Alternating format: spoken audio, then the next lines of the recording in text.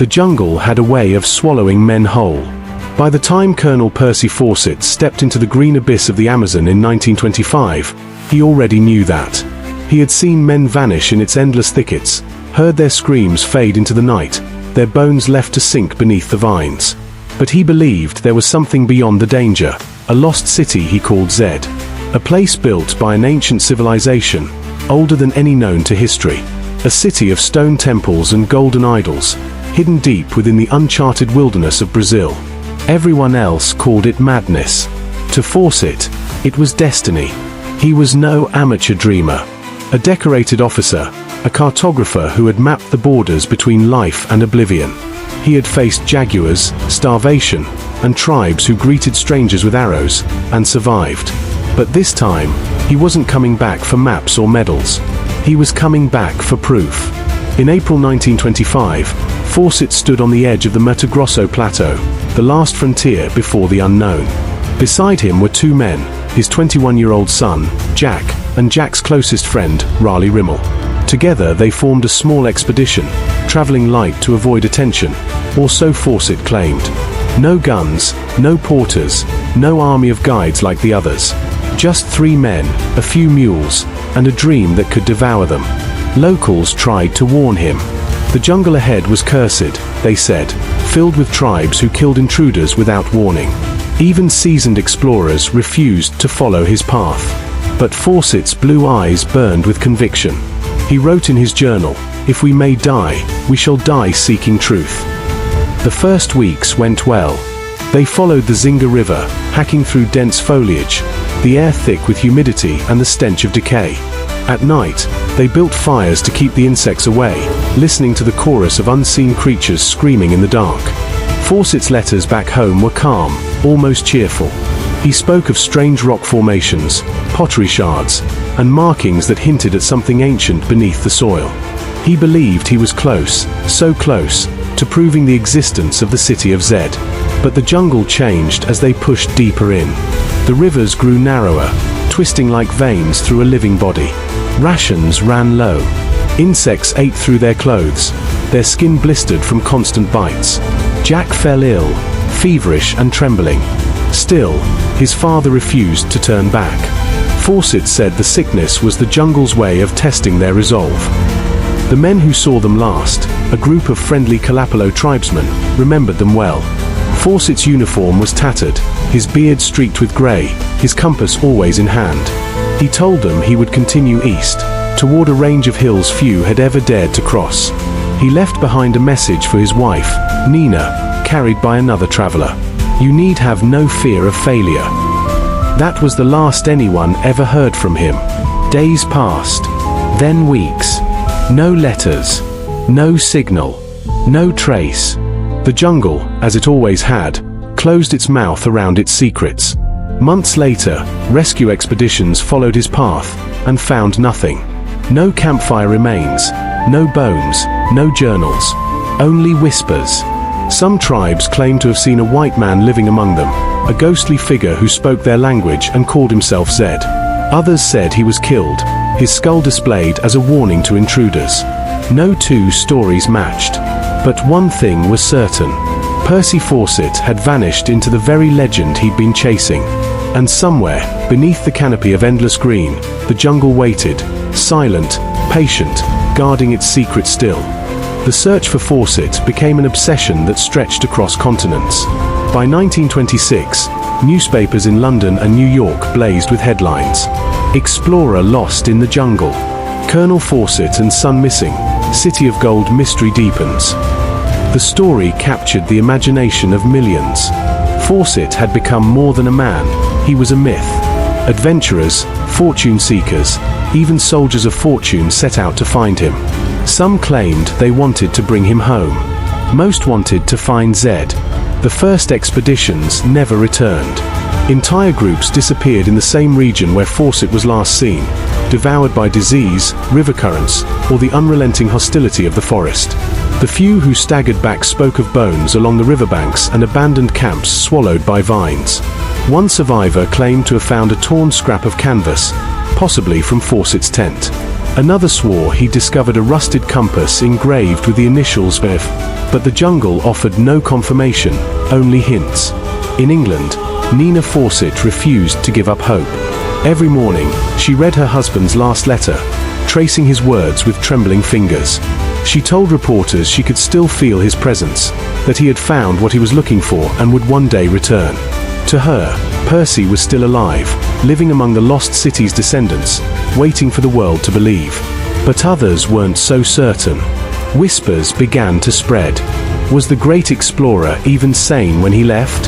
Some of his old colleagues from the Royal Geographical Society recalled his growing obsession, his strange talk of ancient psychic powers and hidden civilizations older than Egypt.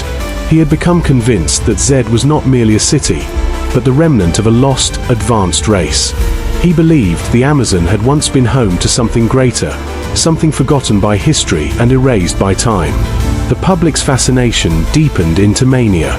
Journalists traveled to Brazil to interview tribes, missionaries, and rubber tappers. One report claimed a native elder spoke of a tall white man with a beard who had joined a secret tribe and vowed never to return to the outside world. Another rumor described a massacre, a violent confrontation between Fawcett's party and hostile warriors. But when investigators retraced the supposed route, they found nothing but bones of animals and rusted tools from some earlier expedition. Years turned into decades. The legend only grew. The Curse of Zed, they called it, the invisible hand that pulled every rescuer into the same green grave. By the 1930s, more than 100 people had vanished trying to uncover the truth. Among them were seasoned explorers, filmmakers, and even a group of American soldiers drawn by the same question. What had Fawcett found? Back in England, Nina's health began to fail. She received letters from psychics and mediums claiming to have spoken to Percy's spirit. Each offered a different version. One said he was living peacefully among jungle priests, another that his soul guarded the gates of the lost city. She never stopped believing. When she died, decades later, she was still waiting for a knock on the door. But there were darker interpretations too. Some experts believed Fawcett had gone mad, lost in the fever and hallucination of the tropics. Others thought he'd been murdered by the very tribes he sought to understand. Yet even among the skeptics, there was one detail that refused to fade. Fawcett had been too good an explorer to simply vanish without a trace. The truth, if it existed, lay buried somewhere in the Mato Grosso, in that tangle of vines and rivers, under the cries of macaws and the hiss of unseen serpents. And deep within that labyrinth of life and decay, perhaps a ruin waited, half swallowed by roots, half whispered by time. The city he called Zed. But then, nearly 30 years later, a new clue surfaced. And with it, the legend of Percy Fawcett would awaken again. In 1951, a Brazilian explorer named Orlando Villas-Boas claimed to have found something: fragments of pottery, a rusted weapon, and a tale whispered by the Kalapalo tribe. He said the tribe spoke of 3 outsiders who came from the east, one older, 2 young. They had built a small camp by the river and stayed for days. Then, after an argument among themselves, they moved deeper into the forest. They were never seen again. When pressed for details, the tribesmen spoke of sickness and death. One man, they said, had collapsed near the riverbank. The others were taken by the spirits of the forest. Villas-Boas brought the story back to civilization, but skeptics dismissed it as legend, another mirage in the jungle's haze. Still, the story refused to die. Each decade brought new seekers, drawn by the ghost of Fawcett. Some were archaeologists, others treasure hunters, and some simply thrill seekers chasing fame. They searched old maps, retraced routes, interviewed elders, even used planes to scan the canopy. But the Amazon was patient. It revealed only what it wished, and hid the rest. Then, in the 2000s, new technology began to pierce the jungle's armor. Satellite imaging revealed strange patterns, geometric clearings, mounds, and ancient roadways stretching for miles beneath the foliage. Archaeologists called them geoglyphs. They were proof that vast, organized civilizations had once thrived in the Amazon, exactly as Fawcett had claimed. Suddenly, the mad explorer didn't seem so mad after all. Could Zed have been real? Was it a ruin swallowed by centuries of growth, its stones blanketed by moss, its people long gone? Or was it something else? Not a city of gold, but a civilization erased by nature's endless hunger. In the archives of the Royal Geographical Society, Fawcett's maps still survive, fragile sheets of paper marked with cryptic notes. One corner reads, "If found, look for me in the unexplored lands beyond the Zinga." His handwriting, firm and deliberate, seems to defy time itself. Even now, researchers argue whether it was a final message or a lure. Modern expeditions have uncovered fragments, pottery shards, carvings, and ancient settlements once thought impossible in the heart of the forest.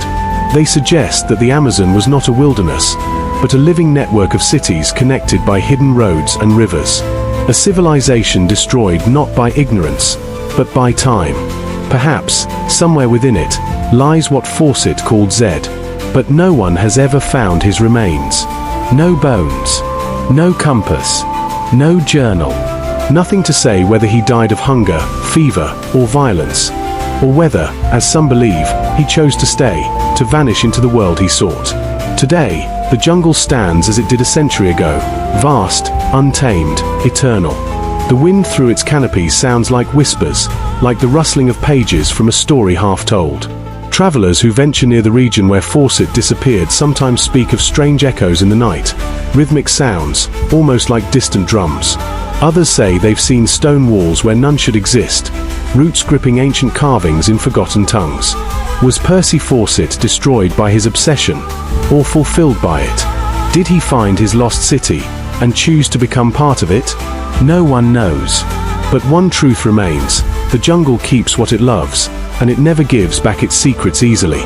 Somewhere, beyond the rivers and the endless green, beyond the reach of maps or reason, the legend of Zed still breathes. A city of dreams and bones. And if you listen closely, when the forest goes silent, when the last light fades, you might just hear the echo of boots on ancient stone, and a voice whispering through the leaves. You need have no fear of failure.